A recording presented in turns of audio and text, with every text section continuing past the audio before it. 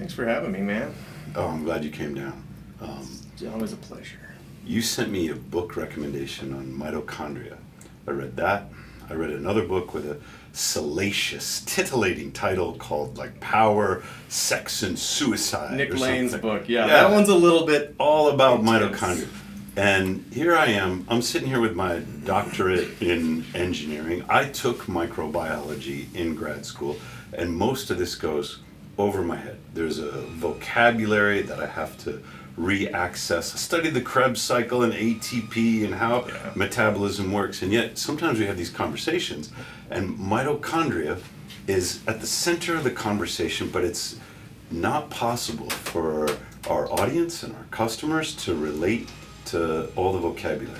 So I want to see if we can, from the forge, in an ice talk kind of way, describe what is happening inside our cells, and in particular in relation to our mitochondria and the metabolic benefits of deliberate cold exposure, and cut through the jargon that makes us feel smart but doesn't really help other people access the understanding. What do you think?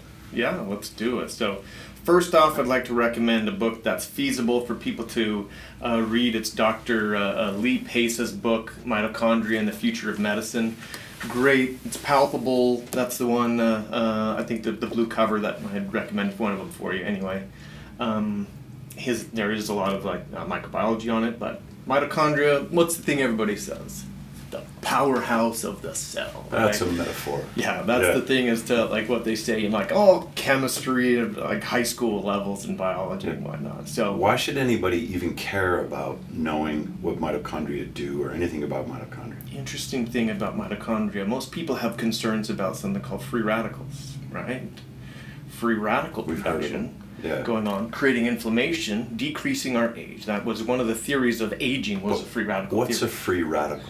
Free radical is a oxidized form in the body that can cause tissue to age, go dysfunctional, and die early. Promotes inflammation, not a happy thing. Oxidation is basically, we won't go into any of that kind of parts too. The way our bodies work, we eat food, which is chemical energy, but how do we turn food into motion in our muscles and heat to keep us warm? That's Absolutely. a chemical reaction, but it's the exchange of electrons that releases the energy in the food we eat. When an electron gets added to a molecule that causes it to be out of balance, the molecule is called a radical. It's not a political radical, it's a chemistry term. It's a stability. Yeah. I didn't know if for you wanted to go into that. Unstable molecule. And they're temporary metabolic bridges. I'm looking for the right word. A free radical is so unstable that it's usually a state. temporary step in. And it steals electrons from other stable atoms, and it causes them to go erratic, and further perpetuation of a free radical, towering through like a forest fire that needs to be quelled. And so antioxidants traditionally are the things that quell them. Free radical production endogenously, internally, the production that happens in our body is from the mitochondria. External sources of pollution and stuff like that happen, but internally it's from the mitochondria. So you're like, well, is mitochondria a good thing? Is it a bad thing? You mentioned food and oxygen. There is a place in our body where the combination of food and oxygen come together to create our cellular currency of energy, our gasoline, so to speak. That is the mitochondria. It is the place that takes the energy of food, combines it with oxygen, and creates energy. Outside of the mitochondria, it's 15 times less effective to do what they call anaerobic respiration. The mitochondria is aerobic with oxygen. 15 times less effective at creating energy. Most people don't understand that mitochondria have their own DNA. Yes. And so independent of the nucleus. Yeah. Mitochondria are also, according to the mitochondria theory of aging, which is pretty persuasive as far as I'm concerned, mitochondria are the source, they are why we age. And all of the age-related diseases are related to the health of the mitochondria and the health of the mitochondria DNA. Yes. This is a misconception that Yes. many people have, that our DNA is contained within the nucleus of our cells. That's true, but it's not all of Every our DNA. case except the mitochondria. Right, because we really have two pathways by which we inherit DNA, the nucleus and the mitochondria. We are defined by those dual sets of our genetics. When the mitochondria are damaged by excess free radicals, they age Stemming too from the fast. mitochondria themselves, and Yeah. there's a backup. So if you imagine there's this train tracks on the inner lining of the mitochondria, arguably the most important membrane ever to exist in humans or animals at all is the inner mitochondrial matrix. There's this train pathway, and it exchanges these electrons to create, at the very end, there's a piston pump called ATPase that creates ATP at the very end on the exchange. And so as these trains go through, there's a normal train schedule, and electrons get transferred from one side to the next, and there's little bridges that carry them from their complexes. When something halts that train, just like any train, it won't run on time if the train doesn't leave the station. Unfortunately, what happens is sometimes the next train doesn't get the memo that that train is late and that it's stopped. And there's this collision. There's this damaging effect, and that's where the free radicals happen. So as electrons flow, they need to exit to create the ATP. If they're not flowing, they're going to back up, and the pressure will build, and there'll be a leak, and it kicks free radicals off because oxygen is this thing that needs to connect at the fourth phase of this train track. And if it doesn't connect there, it becomes a free radical called superoxide, which is super damaging on any of the other complexes in between. So that only happens on a backup flow of the electron transport, and there's two ways to back up the flow. Number one is overconsumption of fuel. We eat too much of something like that, and it backs up the flow, creates a gap, free radicals get expunged out into the body, causing us to be inflamed and to age, and it damages the mitochondrial DNA. We'll circle back to that in a minute. Second is an amount of ATP that has been produced that's not being utilized. So sedentary and overeating, the two most damaging things to the entire body of free radical production, because and if mitochondrial theory of aging is the theory of aging that's competing and winning right now, it's due to the free radicals being leaked through the mitochondrial gaps that damage mitochondrial DNA, that run the mitochondria's capacity to adapt and change.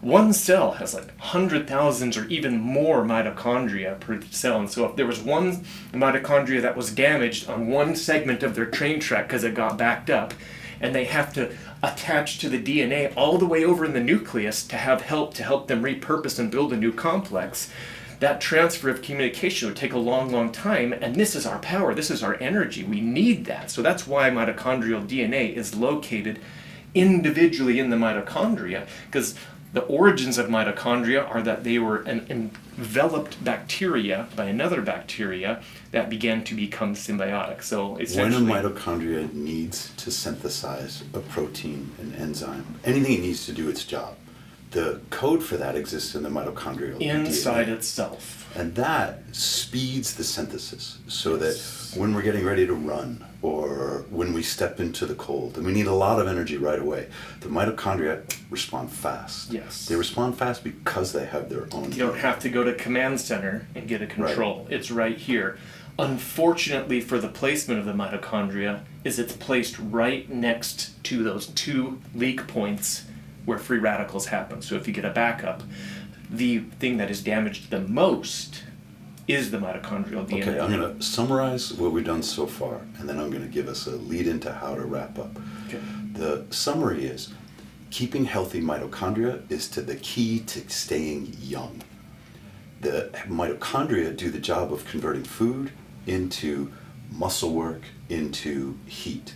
Along that conversion, because it's an electronic conversion, too much food or too little work, too little heat can cause free radicals that accelerate the aging of the mitochondria and result in age-related diseases. And not just heat, because that's an uncoupling process of the mitochondria as opposed to ATP. Too much ATP, so not enough physical activity by the individual. Okay, wait a second. Yeah. Now, what happens when we get into the cold? So there is a process outside of caloric restriction of dialing back how much we eat, or over-exercising and having a total amount of ATP to being done. We're about 20% efficient as an animal. 20% of what we're going to do is going to go through to create ATP through the process. The other 80% is going to be generated via heat for our systems. That's why we're warm-blooded, endothermic. There is an uncoupling portion right down at the end of this mitochondrial train that instead of creating ATP, it goes to create heat. Brown fat is heavily mitochondrial rich, and so they call it an uncoupling process that it goes through. Instead of going through the chain, it's almost like the train gets unconnected off of the station and then shunted off to the warehouse to be able to go and regenerate heat. The brown fat, when it is stimulated and activated, creates large amounts of heat to warm our bodies up so that we can be able to go through things. When we're in the cold, we're signaling our body to recruit more brown fat. New brown fat cells will emerge. And most people are like, well, I don't want more fat, but it's not the same as white fat. We're here in Phoenix, and people who were raised in Phoenix or have been for Phoenix for 3 or 4 years have lost a lot of brown fat because they're not doing cold exposure. Mm-hmm. Recruiting the brown fat means we have to generate a lot more new mitochondria because brown fat are so rich in mitochondria. That means the mitochondria DNA has to replicate, and the body has mechanisms of selecting the healthiest mitochondria to use as the DNA template for further replication. The ones that are the least damaged because they produce the best. And so they get damaged by the free radicals. When people talk about free radicals and I just need to take more antioxidants to call them free radicals. Won't work. Not accurate. Because it's not the free radicals out in the system that are stimulating increased inflammation and decoupling the system and causing the bonfire of the forest. It's the damage to the mitochondrial DNA that now has faulty replication, and that mitochondria now is either replicating too slow or too fast. If it replicates too slow, no big deal. The normal mitochondria over time will replicate more and that will phase itself out. If it replicates too quickly, that's where we have trouble. Because now you have a faulty, underproducing, or aberrant mitochondria that is starting to create increased amounts of problems, and it will replicate out the healthy ones.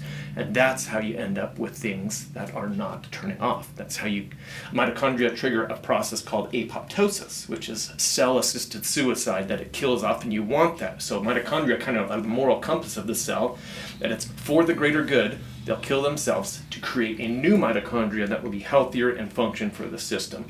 When it has that faulty effect and the mitochondrial DNA gets weaker and weaker through the free radical damage, and they replicate, and that's why we age over time, is because now the replication of the mitochondria, particularly at about 40 years old, begins to become damaged, and the replication's not as good as the ones that we had back before they were originally damaged. And so as that happens, you make yourself more likely for cancers because they'll start to replicate and get out of control. And the apoptosis mechanism is basically a couple of the cells, the mitochondria, that got escaped and became quote-unquote selfish, that they decided that they didn't want to turn themselves off for themselves to escape their pre-programmed cell death, and they're focused on replicating, and since they tried to escape their death, in the long run, which is kind of ironic, is they end up killing the organism in itself via cancer of them trying to escape what was the inevitable end. All right, we're going to get out of this ice bath before we melt all this ice. And I'm going to summarize, see if I can condense this lecture into the second part, the take-home point. When we get into the forge and we stimulate non-shivering thermogenesis, we recruit new brown fat, we start this process of replicating the healthy mitochondria, which which uses up the energy, which protects the mitochondria from free radical production, and refreshes, I'm looking for the right word here, refreshes our mitochondrial health. I know that we're melting the ice because I just heard the fans. Keep going. Right. To wrap it up, the mitochondria are essential to aging. And cold exposure is essential to mitochondrial health. If you're not getting cold, and it doesn't have to be in the forge, if you're not getting it in the winter, if you're not getting it from cold water swimming, if you're not getting it from being in the outdoors, you're aging your mitochondria faster than they're supposed to age. Absolutely. Thanks for laying it down, Doc. There's so many other points I want to just kind of go for that, and we'll make that for another time.